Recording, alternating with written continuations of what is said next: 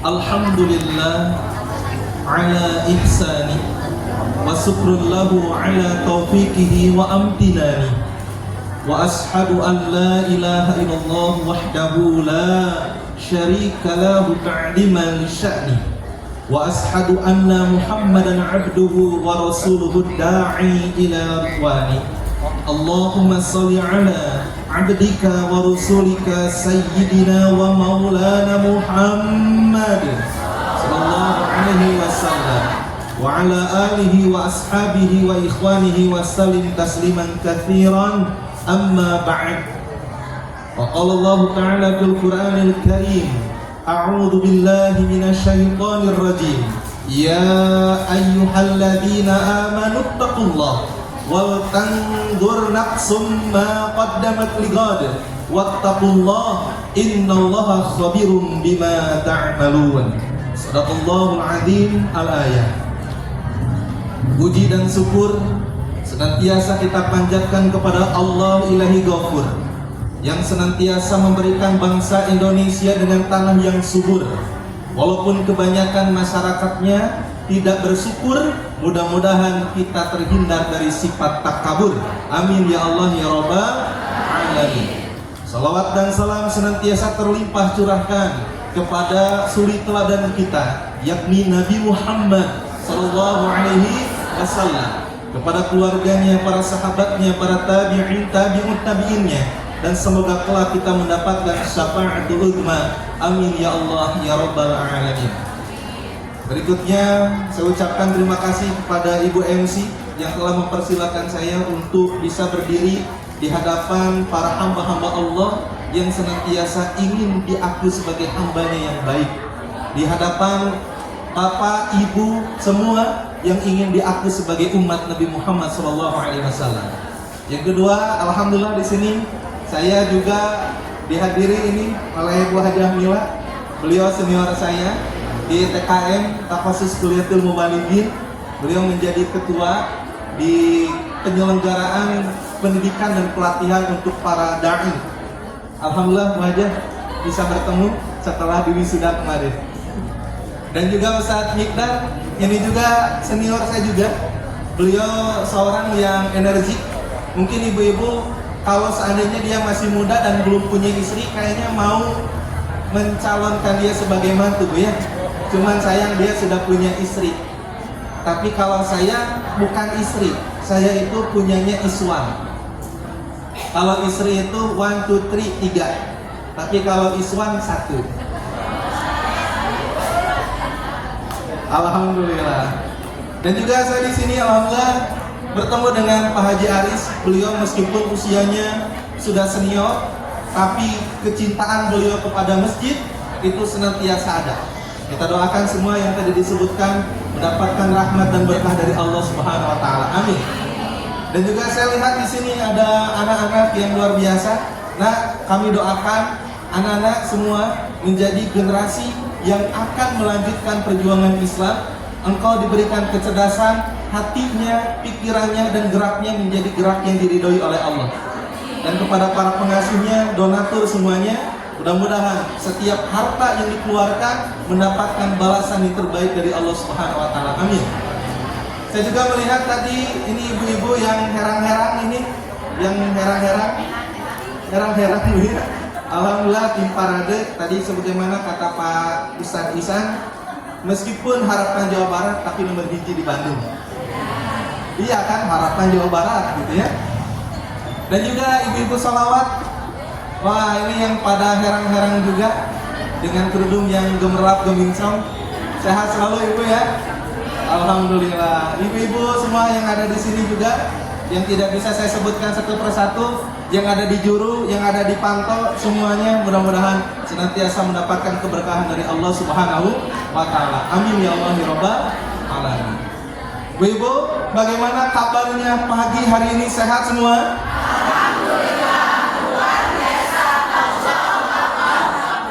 Oke, alhamdulillah ya, masing-masing punya versi ya. Alhamdulillah. Ini di player, saya tuh kaget apakah betul saya yang ngisi, karena namanya Roni Nugraha gitu. Nama saya ternyata bukan Roni Nugraha ya. Nugraha itu sekolah dulu istri saya ya. Nah, kalau nama asli saya itu Rodiana, Bu. Dulu sebelum saya nikah, saya itu panjangnya itu Roni Rodiana MZ. Iya dulu ya, sebelum nikah. Jadi Roni Rodiana MZ. Coba yang tahu kepanjangan MZ nanti ada kue set. Ada kue saya kasih satu. Apa M-nya, apa Z-nya? Ada yang tahu? Apa M-nya? Muhammad. Z-nya?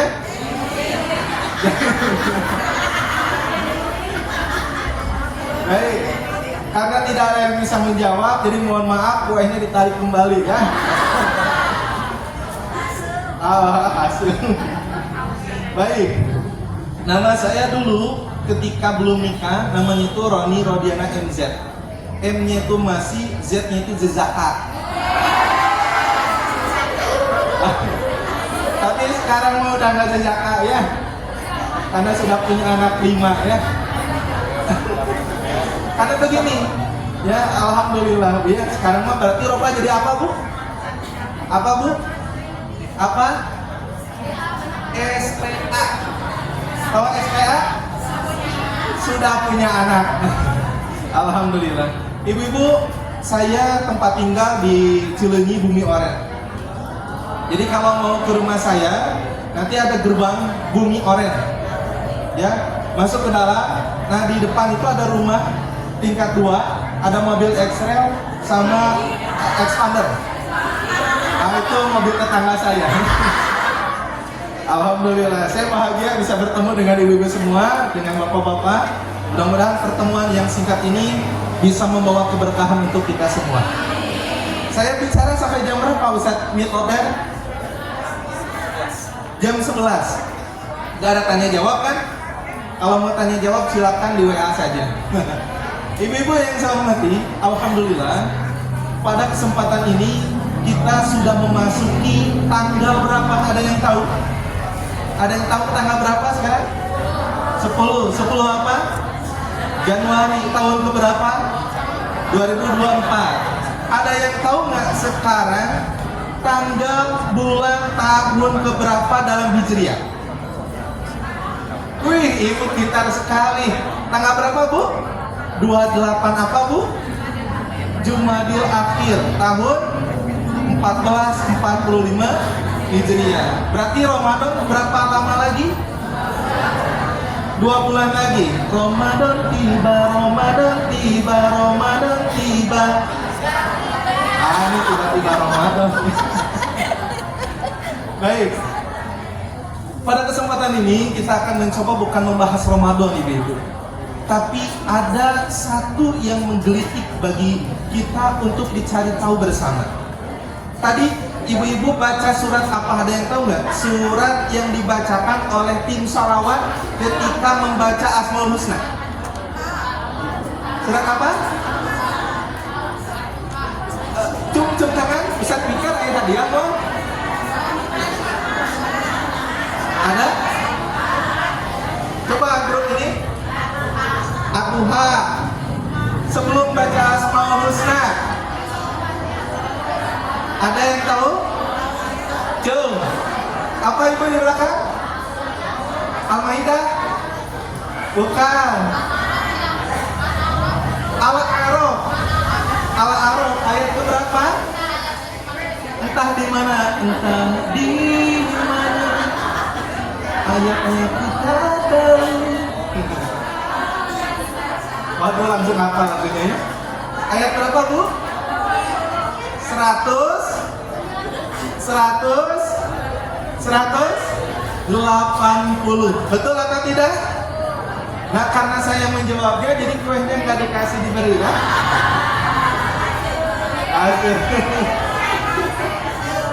Aduh, saya jadi berdosa ini. Kontennya PHP ya. Aduh, subhanallah. Padahal perempuan itu nggak suka di PHP-in. Baik. Tadi disebutkan, dikatakan dalam surat Al-A'raf ayat 180. Walillahil asmaul husna fad'uhu biha. dan kepunyaan atau milik Allah, Asmaul Husna. Fad'uhu biha, maka bermohonlah kepada Allah dengan Asmaul Husna itu.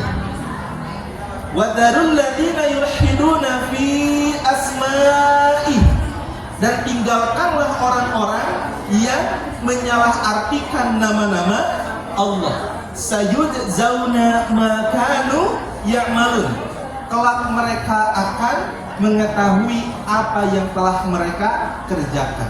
Mereka akan mendapatkan balasan terhadap apa yang mereka kerjakan. Di sini ada yang tahu jumlah Asmaul Husna ada berapa? Ada dalilnya tidak? Ada. Ada dalilnya? Coba siapa yang tahu nanti dapat kue. Tahu minum kan? Ada. Karena nggak ada, jadi saya aja yang dapat kuenya, yang bisa ikan. Ibu teh kecewa hasil.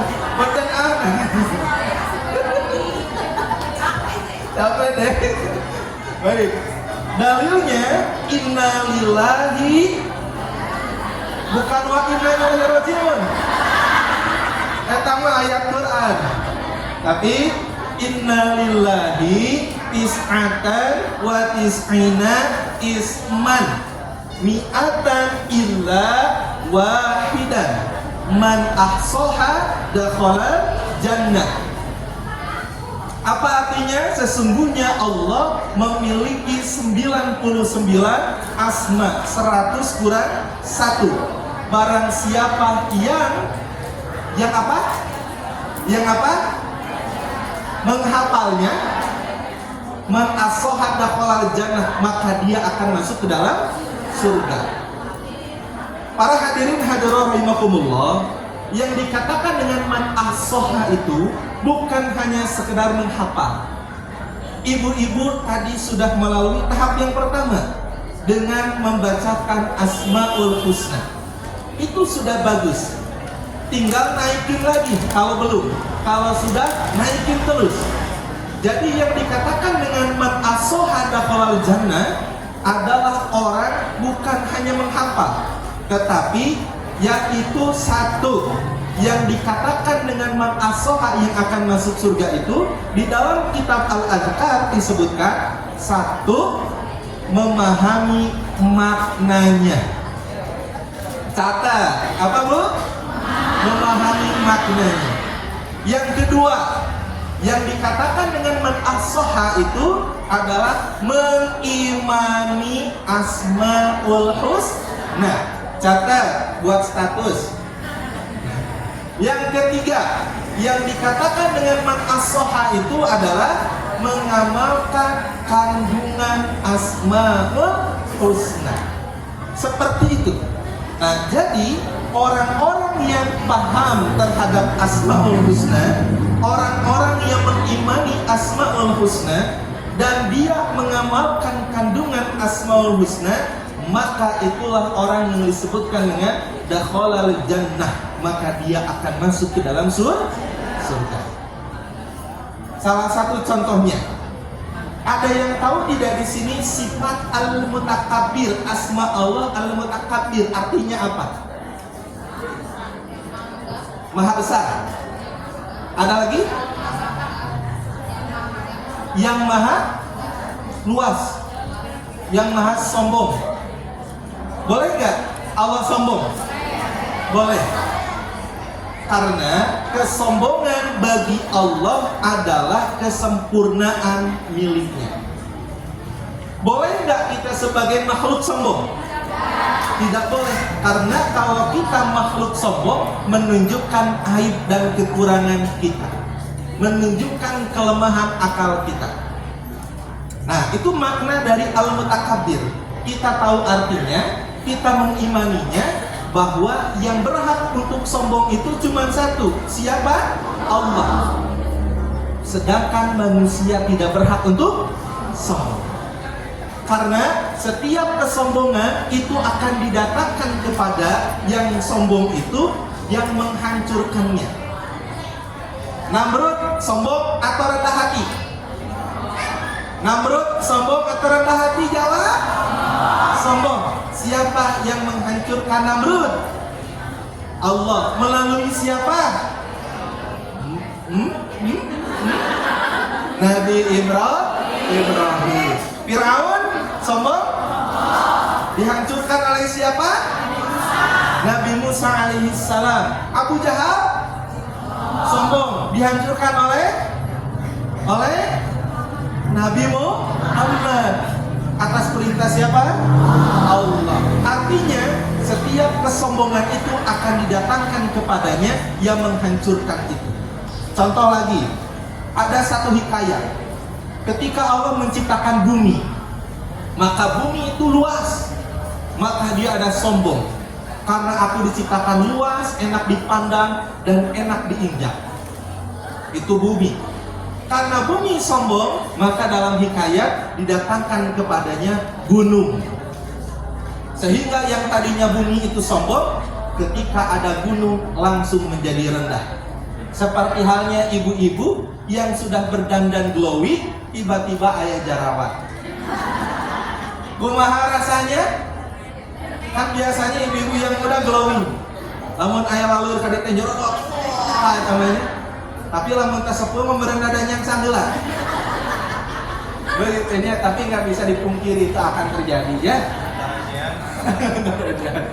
Sama bu, ya. Nah, akhirnya si gunung itu sombong karena bisa mengalahkan bumi.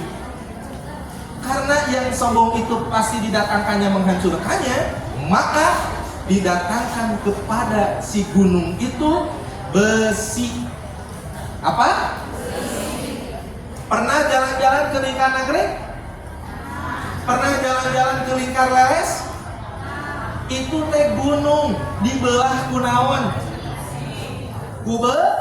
Besi, nah nggak bentuk naon?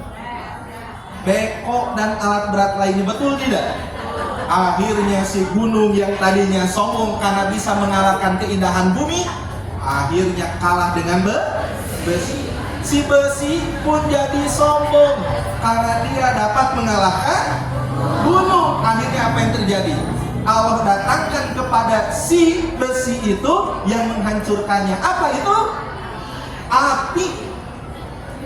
Besi yang tadinya kuat, besi yang tadinya hebat, ketika dibakar oleh api maka menjadi meleleh. Betul tidak? Si besi pun menjadi sombong tadi, didatangkan api jadi rendah, dan ternyata si api jadi sombong ayeuna. Usah ira beres nu sombong kira can beres alamnya. Si api jadi sombong karena dapat menaklukkan besi. Akhirnya didatangkan kepada si api itu yang menghancurkannya. Apa itu? Air. Api yang begitu besar disemprot ke cai maka jadi paru. Si cai jadi sombong karena dia dapat mengalahkan api, maka didatangkan kepada si cai itu apa? Angin. Angin, betul tidak?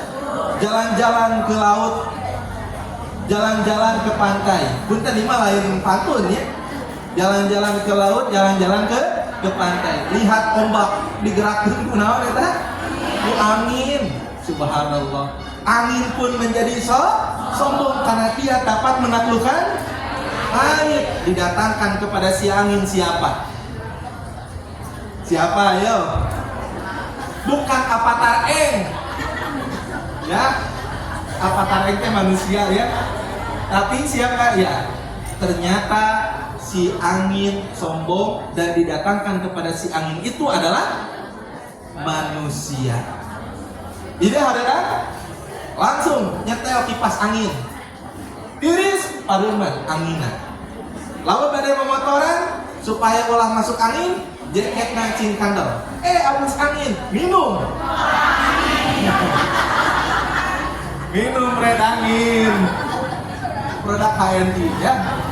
Iya toh, ada produk HNI ya, iklan minum. Baik promosi ya, yang punya HNI maju terus. Ada di sini ada? Ada. Oh ada Ustadz Mikdar ya. Nah, beli red angin ke Ustadz Mikdar. Ya siap. Jangan lupa di harga diskon. Tapi bukan pantun ini mah promosi. Baik, ternyata manusia pun sombong karena dia dapat menaklukkan angin. Didatangkan kepada manusia siapa? Didatangkan kepada manusia apa? Naum. Apa itu naum? As-salatu khairum minan naum. Naum teh tidur. Sepintar apapun kita bisa menghitung, kalau dikasih tidur bisa tidak menghitung. Ternyata manusia yang begitu pintar dikasih tidur, maka dia pun seketika tidak bisa apa-apa. Betul tidak? Subhanallah. Ternyata si Naum pun menjadi sombong karena dia dapat mengalahkan manusia. Bisa kira udah merugi capek-capek. Ini sombong, nyangke canggaresnya. Akhirnya didatangkan kepada si Naum itu apa? Apa bu? Maut. Sebelum maut ada yang mengalahkan si Naum. Ada yang tahu? Yaitu sakit. Sok ibu ketika sakit bisa tidur atau tidak? Tidak. Sulit untuk tidur sakit. Sakit hati, sakit paos, sakit turun. Itu mah segala rupa. Can nyeri betul. Can ambeyan. Ibu. Betul tidak? Subhanallah punya. Maka dari itu si sakit bu. Ada seorang ustadzah itu yang lagi viral di Bandung. Bukan hanya di Bandung, bukan di Indonesia. Ada yang tahu ustadzah yang lagi viral sekarang? Wah, itu pintar sekali, Ustadzah Halimah Al-Idrus. Saya sarankan ibu-ibu banyak nonton beliau, insya Allah itu sangat menarik. Saya ingin mengutip salah satu ceramah beliau yang ini sangat menggugah jiwa. Kalau yang sudah jadi penguat, kalau yang belum menjadi pengingat. Is okay? Bagaimana sakit ini ternyata dapat mengalahkan si tidur. Suatu ketika ada seorang ibu-ibu datang menghampiri Ustadzah Halimah. Ustadzah, terima kasih terus menulis buku ya. Karena ketika saya baca buku Ustadzah, saya bisa tidur. Kira-kira kalau ibu jadi Ustadzah Halimah, heran tidak ada orang yang datang tiba-tiba berterima kasih dengan baca buku ibu bisa tidur. Aneh tidak? Aneh tapi nyata, gitu kan? Akhirnya Ustadzah Halimah pun bertanya. Biasanya orang yang datang menemui beliau mengatakan, Ustadzah terima kasih, buku yang saya baca sangat menginspirasi. Buku Ustadzah yang saya baca dapat menambah iman saya. Ini kok yang datang tiba-tiba mengatakan dengan membaca buku Ustadzah, kok kenapa saya bisa tidur? Aneh kan? Akhirnya si ibu itu cerita, begini ceritanya. 15 tahun yang lalu. Berapa tahun bu? 15 tahun yang lalu saya bertengkar hebat dengan suami saya. Yang menjadi persoalan adalah ketika saya mau pergi ke pesta tapi suami saya nggak mengizinkan. Mau pergi ke pesta suami saya nggak mengizinkan. Akhirnya saya marah ke suami saya. Mas, kamu egois. Kamu pergi pagi pulang petang bawa uang yang cukup banyak, saya tidak komplain. Gimana rada dimix ceritanya. Kamu egois mas. Kamu pergi keluar kota berhari-hari meninggalkan saya tidak marah kepadamu. Dan kamu mau pergi dengan siapapun, saya tidak komplain kepadamu karena saya percaya sama kamu. Tapi kenapa ketika saya izin untuk pergi ke pesta kamu tidak mengizinkan? Dasar kamu egois sebagai seorang suami. Ngeri. Marah si ibu itu juga ibu marah ke carogena. Mas, mana teh mere risiko kurang berubah aturan teh ibu di dia mah insyaallah. Solehah di dia mah. Ieu mah di bumina batur. Ya, akhirnya si emas itu tidak mengizinkan istrinya. Tapi si ibu itu kekeh pingin pergi. Dia meninggalkan anaknya yang masih kecil dan yang masih ngerondang, merangkak. Pergi dalam kondisi marah. Akhirnya tibalah dia di tempat pesta. Dia pesta dengan teman-temannya, tiba jam 9, waktunya pulang, tapi kata si ibu itu, biarin suami saya tahu rasa. Emangnya enak ngurus anak dari pagi sampai mau tidur? Emangnya enak nyiapin popok buat anak? Emangnya enak kalau anak lagi micin itu dicempal mungkin? Nambah kayak pokok namanya. Si ibu itu teh marah. Biarin biar dia tahu rasa. Gimana ngurus rumah tangga di rumah. Akhirnya dia pulang agak melambatkan, ya. Dan apa yang terjadi? Ketika dia pulang lebih lambat dari yang teman-temannya, dia mendapati ada satu rumah yang sedang kebakaran. Ini punten kalau ceritanya mirip, tapi kalimatnya beda ya. Karena saya ngambil substansinya. Udah gitu, dia bergegas, dia turun dari mobil. Mohon maaf, di mana ya kebakaran? Itu rumah kamu, ibu. Langsung si ibu itu kaget.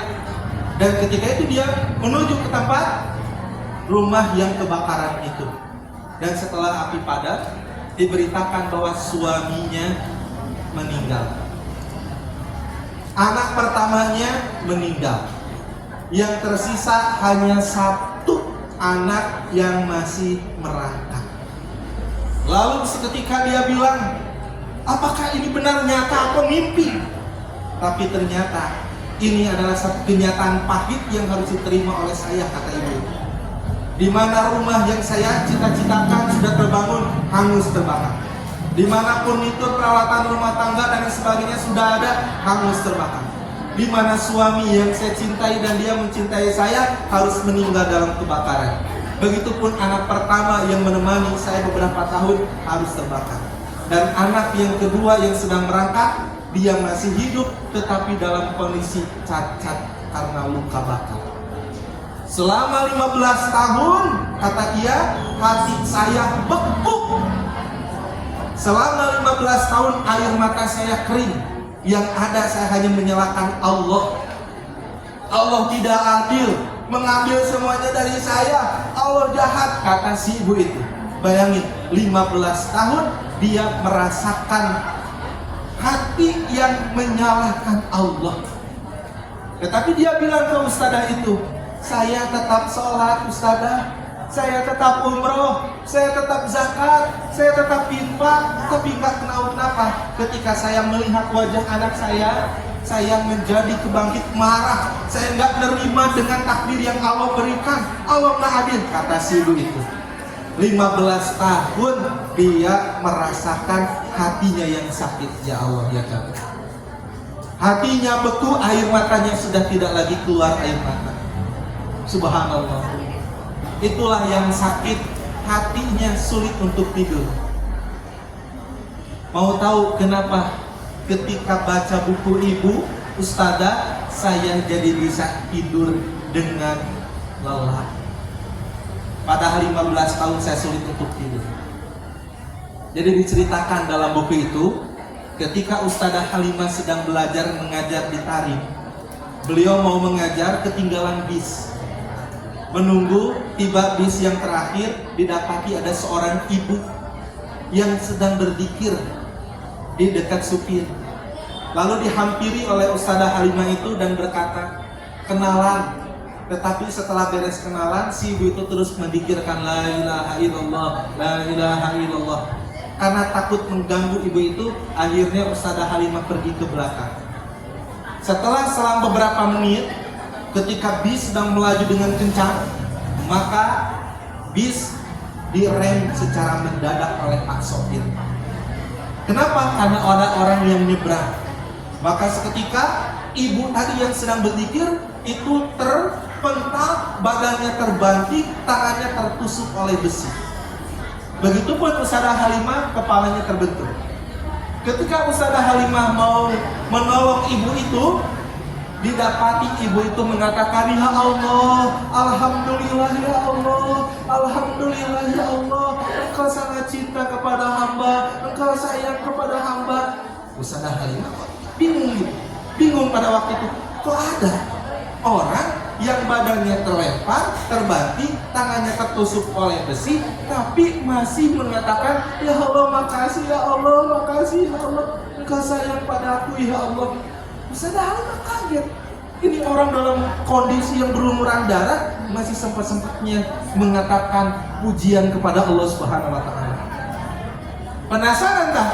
Ditanya, kok ibu bisa sampai-sampainya seperti itu? Dia mengatakan, saya teringat kepada sabda Nabi bahwa salah satu tanda Allah mencintai hambanya dengan cara dia memberikan ujian dan cobaan kepada hamba itu.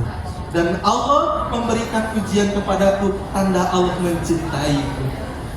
Maka seketika membaca buku itu, si ibu mengatakan, ya Allah, ya Rabb, hamba telah banyak melakukan dosa kepadamu. Hamba banyak menyalahkan takdir yang telah kau tetapkan untukku dan keluargaku, ya Allah.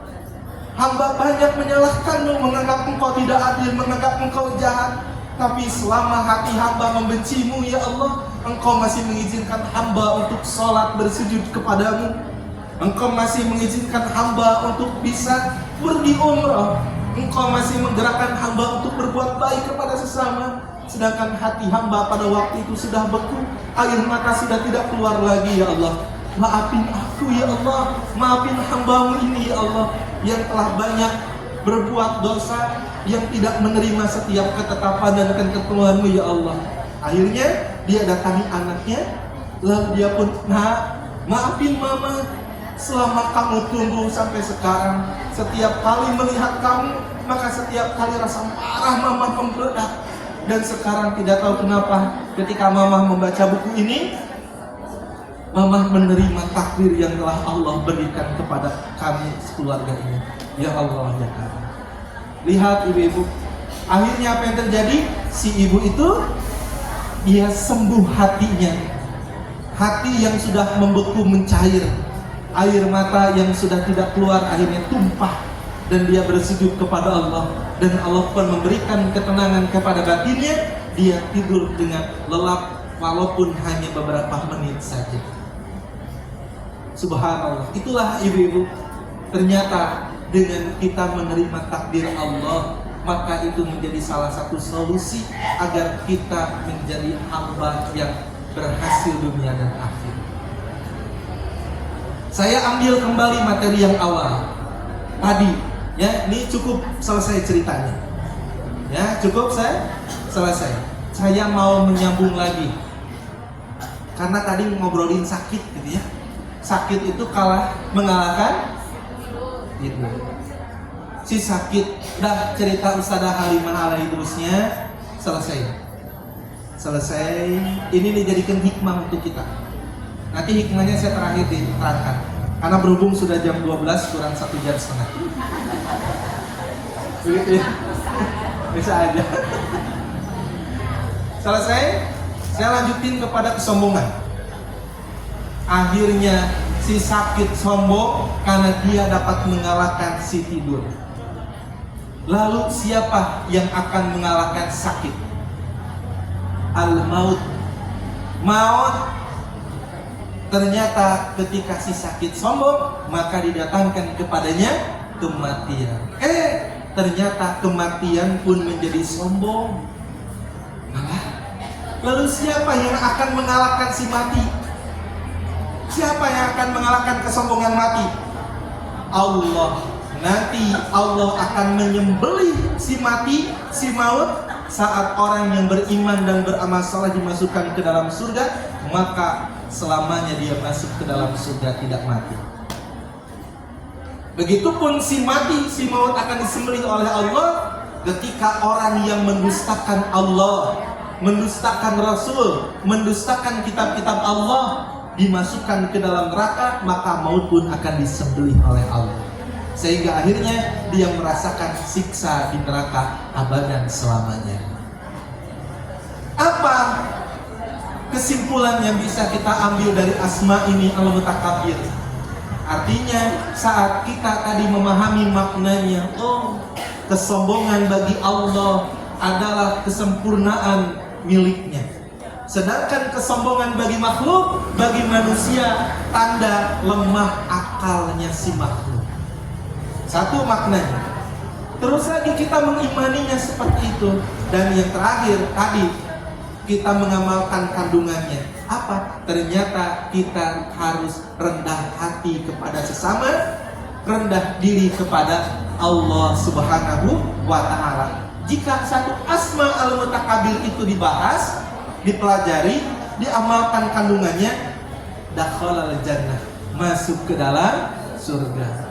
Maka saya target, kalau 3 tahun yang lalu saya target ngajar di MT itu fikih 4 mazhab, taharah dan sholat.